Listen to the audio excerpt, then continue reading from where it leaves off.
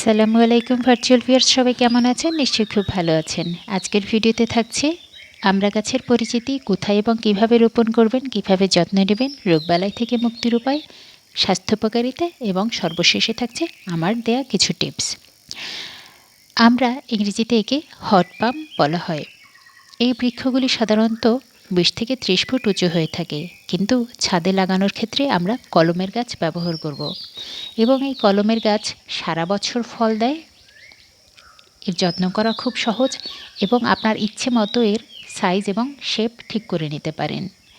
আপনি যেভাবে মাটিতে খাবার দিবেন সেভাবেই গাছের বৃদ্ধি পাবে। আবার আপনি ছাঁটাই করে এটাকে সঠিক শেপে রেখে দিতে পারেন।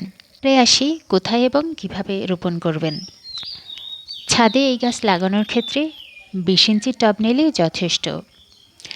ড্রামের নিচে 4-5টা হোল রাখতে হবে। এর কারণ হলো পানি যাতে খুব সহজে নিষ্কাশন হয়ে যায়, কারণ আমড়া গাছ খুব একটা পানি সহ্য করতে পারে না।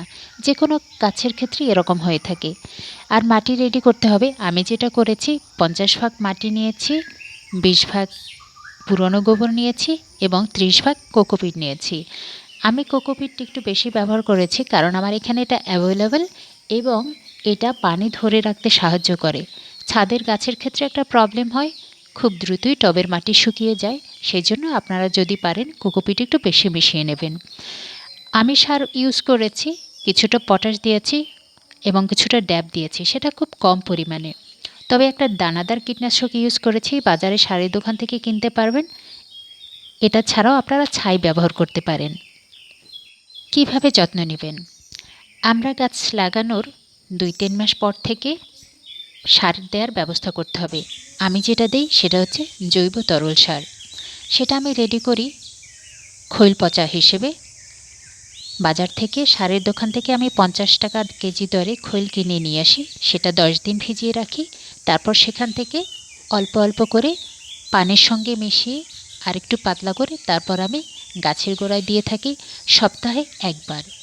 এটা গাছের চাহিদা অনুযায়ী, গাছ যদি একটু রুগ্ন হয়ে থাকে সেক্ষেত্রে সপ্তাহে একবার, আদারওয়াইজ 15 দিনে একবার দিলেই যথেষ্ট। তবে খেয়াল রাখতে হবে কোনো ক্রমেই যেন গাছের গোড়ায় পানি না জমে, কারণ তাহলে ছত্রাক লেগে যেতে পারে শিকড় পচে। যেটা করতে হবে 15 থেকে 20 দিন অন্তর গাছের গোড়ার মাটি কিছুটা খুঁচিয়ে দিতে হবে। তাতে করে গাছের মাটিতে অক্সিজেন সরবরাহ বেড়ে যাবে, তখন গাছ বেশ অধিক পরিমাণে খাদ্য শোষণ করতে পারবে। পুরনো ডালপালা থাকলে সেগুলো ছিটে দিতে হবে এবং বাগান খুব নিট অ্যান্ড ক্লিন রাখতে হবে। তাহলে পোকামাকড়, রোগ জীবাণুর আক্রমণ থেকে গাছ সহজেই রক্ষা পাবে। রোগবালাই থেকে মুক্তির উপায়। আমড়া গাছে মাকড়সার আক্রমণ একটু বেশি দেখা যায়। আরও প্রবলেম হলো এই মাকড়সাগুলি খালি চোখে দেখা যায় না। এর ফলে গাছের পাতা কুঁকড়িয়ে যায়। এজন্য মাঝে মধ্যে কীটনাশক ব্যবহারের প্রয়োজন হতে পারে। তাছাড়াও ফল যখন ছোট থাকে তখন মাছি পোকার আক্রমণ হতে পারে। এজন্য বিষ টোপ ব্যবহার করা ভালো।